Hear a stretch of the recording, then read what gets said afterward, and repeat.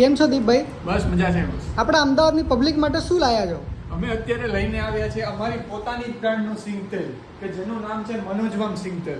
બારે માસ ભરવા લાયક કોઈ પણ પ્રકારના કેમિકલની મિશ્રણ વગરનું એક જ પ્રકારની 20 નંબરની સિંગમાંથી બનેલું પ્યોર મનોજવમ સિંગ તેલ.